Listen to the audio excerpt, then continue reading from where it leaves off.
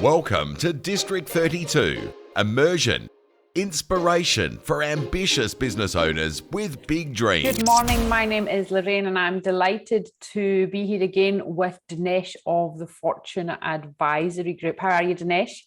I'm good, Lorraine. Thank you so much. How are you this morning? Yeah, I'm really, really well. Thank you. Love doing the interviews.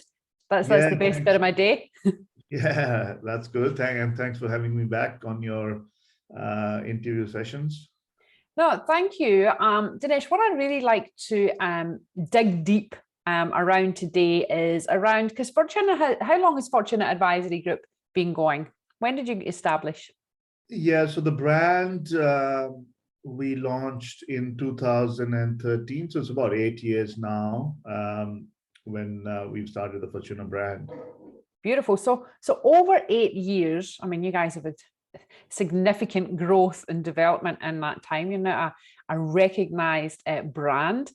But what I'd like to deep dive around here is, how do we get to there with regards to culture, team, values, vision? Because as new businesses, or newer businesses, we're not really focused on that stuff. You know, they're focused on making the dollar, paying the bills, getting the resources, not getting the resources. And then there comes to a point where you realize, oh, right, okay, I really must start to focus on the culture.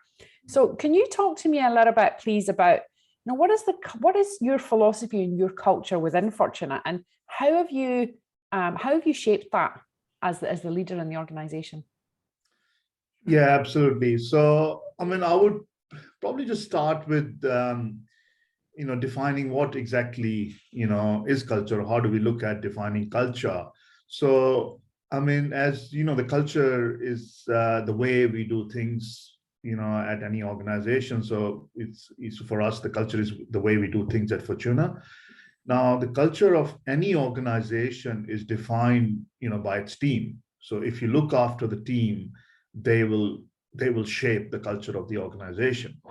If I look back at our journey, at Fortuna for the last few years, we've had a steep growth curve, as you mentioned, and as any growth we know brings a major challenge in maintaining a cohesive team and a work culture which inspires people, towards a long-term commitment with your vision.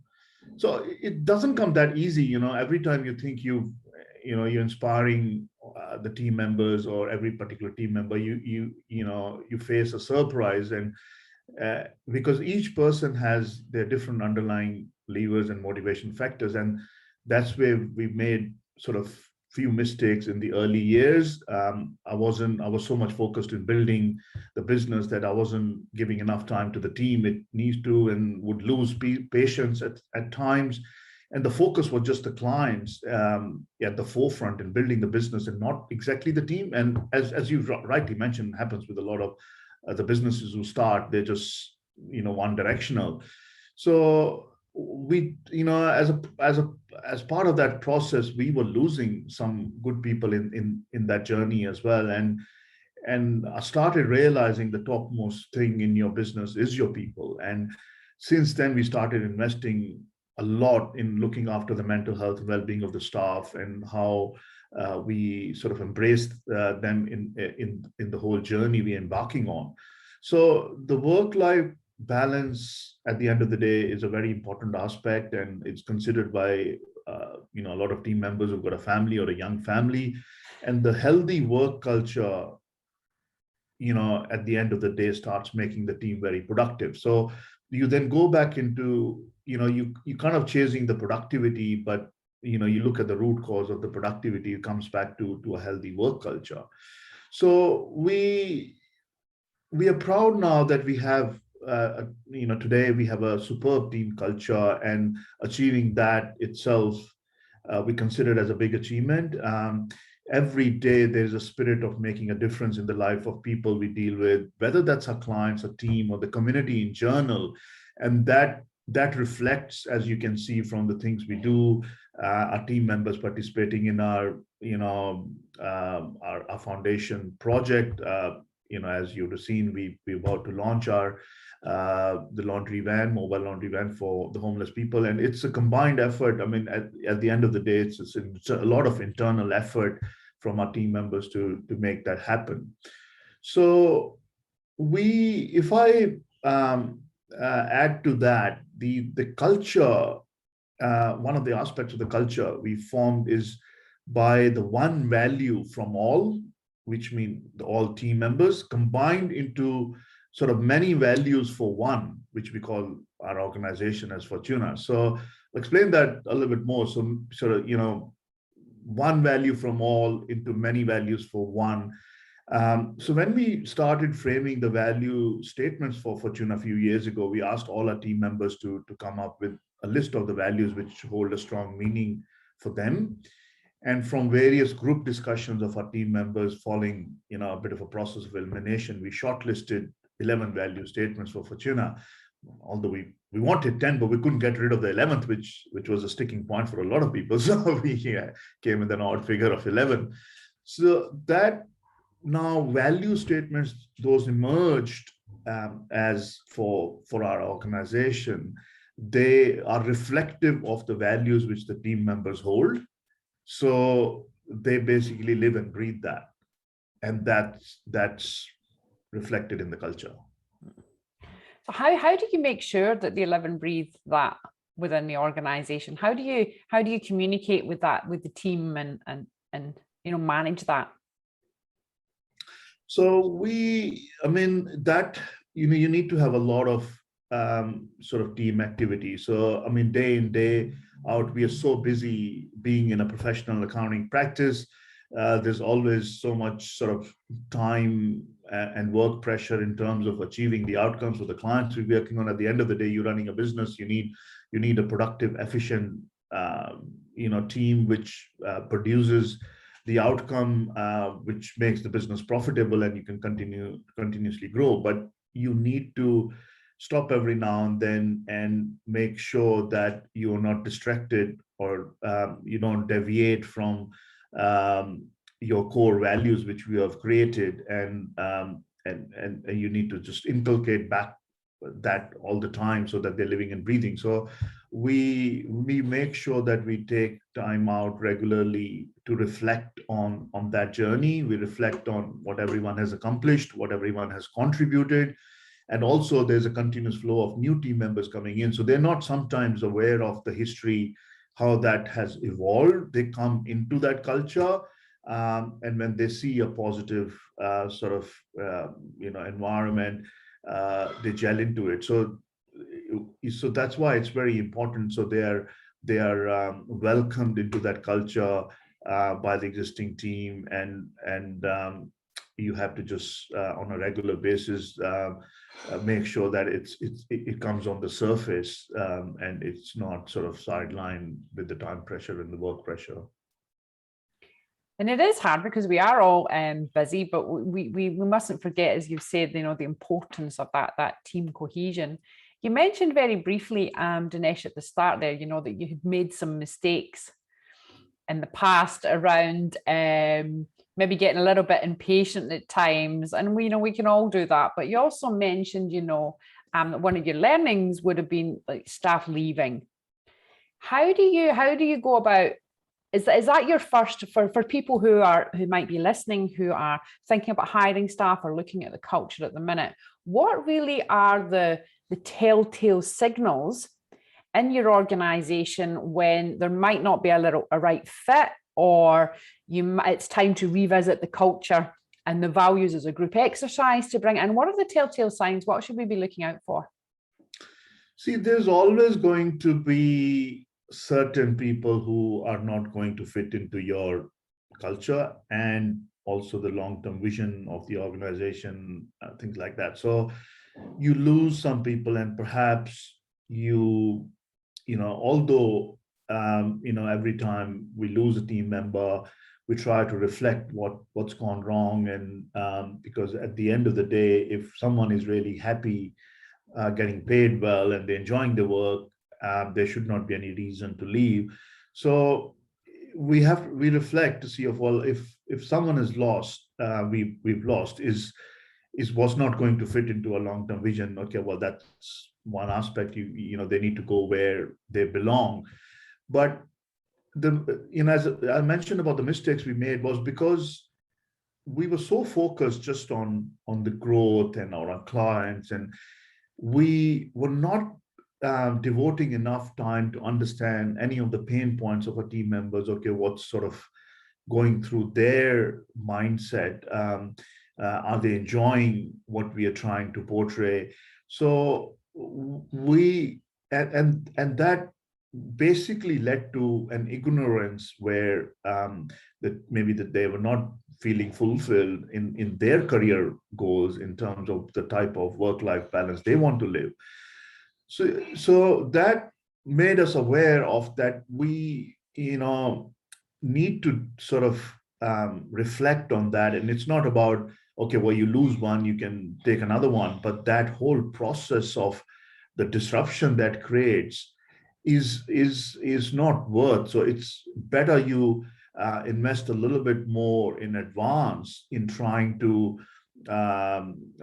sort of visualize and look into the future of your team members, that whether that's gels with the organization or not. So we started creating individual development plans. We a regular outcome conversations where we have every 2 to 3 months we catch up with each team member for both way feedback. So we start to get to know their thoughts, their beliefs, their where they want to go through that journey, and we can invest in them a little bit more. And they also get to know, because there's sometimes you're surprised when you go to that deep level conversation that there's a lot they don't know about the organization, because they just get some signals. Okay, yeah, that's what's happening, but you think that everything you're doing is very much sort of depicted, and they understand where the organization, the vision is and the growth, and they're part of it. But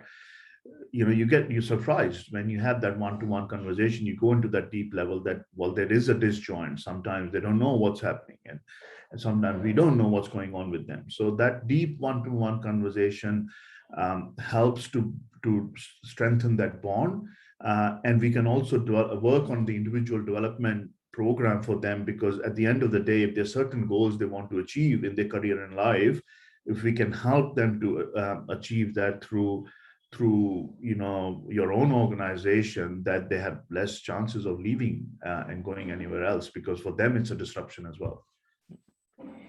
I think also one of the key points there, I think that's really great, the 15-minute one-to-one meetings. Even I was on a presentation yesterday, and we were just exploring all the different ways that people hear, see, understand, and comprehend information. So from that one team meeting, 30% of people are going to think one thing, 30% are going to hear something else, and it's all going to be muddled up based on their own perception. So that 15-minute is just so important. Powerful, yeah. for the one-to-one communication and making people feel important, or letting people know that they're important and how important they are for the organization. Exactly, yeah. So Dinesh, you're a leader. You're out there, you're leading the way. We can see that's visible in your organization. For you, what are your thoughts around creating and developing leaders within your own organization? And how does a leader themselves go about enabling the development of leadership in the organization? Yeah, so first of all, we try to make a value proposition very clear in terms of the vision of the company. So as you know, we have this value proposition of staying with life, as you've seen in our timeline, and that's we kind of live and breathe as an organization when we're depicting to the outside world what we do, and the team needs to understand that. So so that goes beyond just being the accountants. It showcases the ongoing lifelong relations, and that has to reflect both externally and internally, which means that when we're dealing with the clients, it needs to reflect if the team is living that relationship-based vision. So, and as an element of our company's vision, which is, if you look at that, being an accountant is easy, but to walk that dream of making something bigger than ourselves and lifetime in the form of a legacy brand, and the brand that would sort of stand as an epitome of true virtue of helping people through what we do best, which is accounting and associated services. So we have a very clearly defined organization chart in our office, in our common room, with all the divisions included, and every team member can get a full picture of where they fit and how and where they can go in an organization over a period of time. Each role has a clear position description, including the managing director / CEO. So if any staff wants to move from, let's say they aspire of the board of accounting and they want to go into legal or go into financial planning, or they aspire to become a managing director one day, they know exactly the path they need to follow and what they need to achieve in terms of their skill set and to be able to get to from the point where they are to any other position in the organization.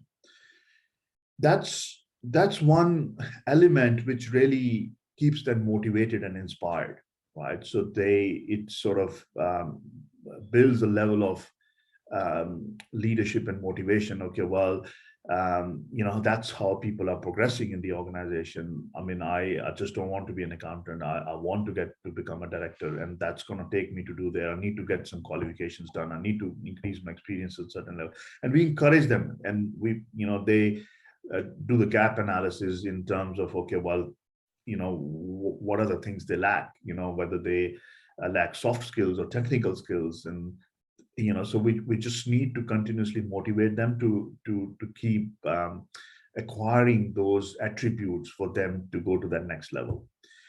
Then the other thing we do is we work on various projects within the organization for the practice improvement, and whether that's on the systems and processes, client related matters, marketing, or we launching a new service. So we scope the project and then make it open to the team, for anyone to raise their hand if they want to spearhead that project.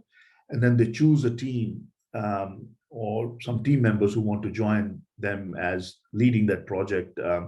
So they then take the responsibility of that project fully in each aspect of that project and champion the success or failure of that project. They go through that, and if they feel empowered if they succeeded, and if they failed, then they've learned something out of that.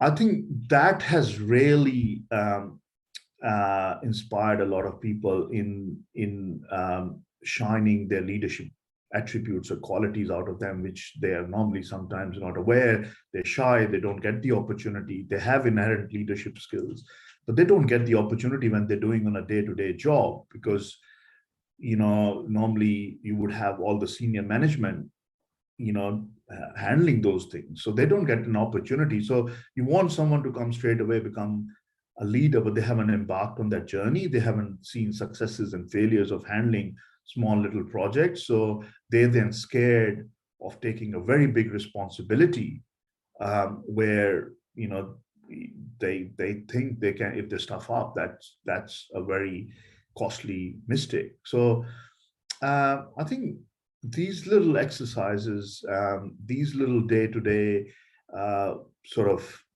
embedding that aspects of leadership into our daily culture has helped us to grow more leaders within our organization.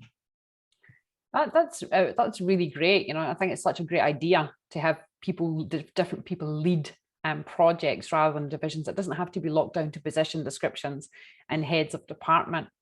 How do you handle that personally, Dinesh, where you might have, you just said there, that sometimes mistakes can be costly. How do you intervene or guide potential leaders of a project where you might, see room for disaster, if you like, or costly mistakes? How do you go about that? So, You mean, in terms of the project, if that has been given to a particular team, whether, that could end up in a financial, yeah. So as I mentioned, that we try to scope the project. So they get a good outline of the project, and either we form a budget, or they have one of the tasks, being an accounting environment. So everything they do in terms of any projects being undertaken, there's a budget around that. So they get a clear guideline. So you're still providing that framework around, where you're going to try and absorb any risk factor out with the scope of a project, and then allowing someone to lead it within their safety parameters. Exactly. That's right. Because especially if someone is doing for the first time, you need to give them that support. So it's not that we just, handball them and let them, come back with a success or a failure. Yes, they will reach that success or failure point in an informed way and in a conclusive way. They're working with a budget. Okay, we know we're gonna, spend sort of X dollars on leading up to the point where we decide, okay, this project is now going to be successful and we're going to go and implement it. So I think there is a risk factor. I mean, because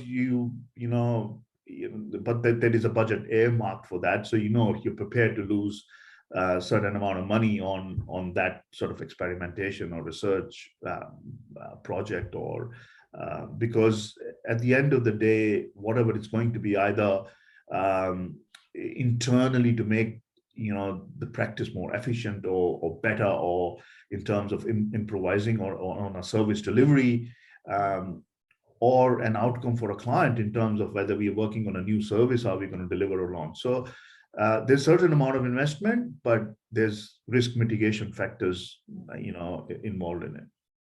And I think to develop leaders, and you did mention that earlier, we have to make mistakes. We have to, have corrections along the way, and to learn and develop and be in an environment where that's okay to develop.